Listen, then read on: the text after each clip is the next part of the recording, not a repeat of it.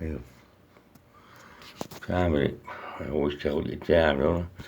1 o'clock in it. 1 o'clock Friday morning. Been videoing, haven't I? Videoing. As I do. Videoing. Anyhow. This is just for the guys. Well, 99.9% population will understand this. I don't even know if I can pronounce the name. Is it Galen Hoops? She was once on the board of the International Monetary Fund, and she became a whistleblower in 2012, 2011. Yeah, I really liked her. She was really honest. Educated me about a lot of things, really. It was a pity she committed suicide, wasn't it? That was strange, wasn't it? She committed suicide. She was very strong.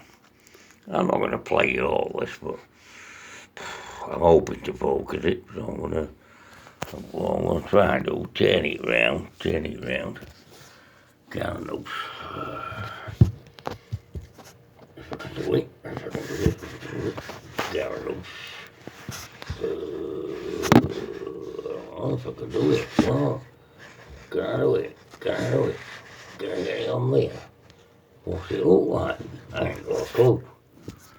Well, I ain't got a clue what that looks like, but anyhow, Gallon knows. I'm going to try and play this bloody video back. This was Dollar Valueless, World Bank whistleblower. Yes, she worked for a double like that. I'm just going to play it back a bit. I'm not going to take you all away, but play you back. This is they need to have a just society. They're not given the basic information about what is really going on and who's benefiting from the economies that they're being told. They're being told that they have no money. They have taken an entire city, Detroit, and declared it bankrupt, when what's actually happening is their tax dollars are not even staying in their society. Their tax dollars are going by treaty to the United Kingdom, and then they're being transferred to the Vatican, to the Bank of the Vatican. This is not a society that's going to be sustainable on any basis, for any reason. But do you feel like American economy is picking up? Because we hear President Obama saying the shutdown hurts American economy, but at the very sensitive moment when it has just started to catch up. But do you feel like it's catching up, really? Oh, those numbers about the employment are completely fabricated, because they're not counting those people who have given up ever finding a job as unemployed. That's ridiculous. The real rate is just about double what they reported as being. So the American debt looks like a doomed patient. Is there any other possibility for it than just grow into eternity forever? I mean, raising a debt ceiling once or twice a year, what's the problem? The problem is actually, when you talk about debt, that our currency is financed by debt. Our currency is issued by the Federal Reserve instead of the Treasury, it's unconstitutional. When the Federal Reserve System was instituted in 1913, most of the Congress was on break. They sneaked that legislation through.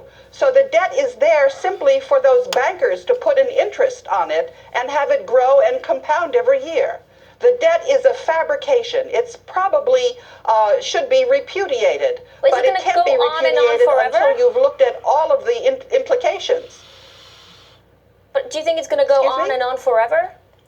No, what I think is going to happen is that at the upcoming Bretton Woods meetings on October 9th, the countries of the world, the foreign ministers of the world, are going to sit down and have a rational basis for currency rather than this fiat currency, which is absolutely, what can I say? It makes no sense to anyone but the bankers that are issuing it.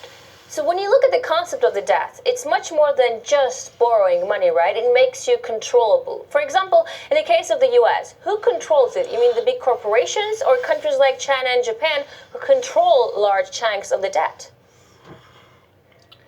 Well, that's a very good question, and fortunately, some mathematicians at the Swiss Federal Institute of Technology have given us a very precise answer. They did a study of who owns and controls the companies on the capital markets, 43,000 companies.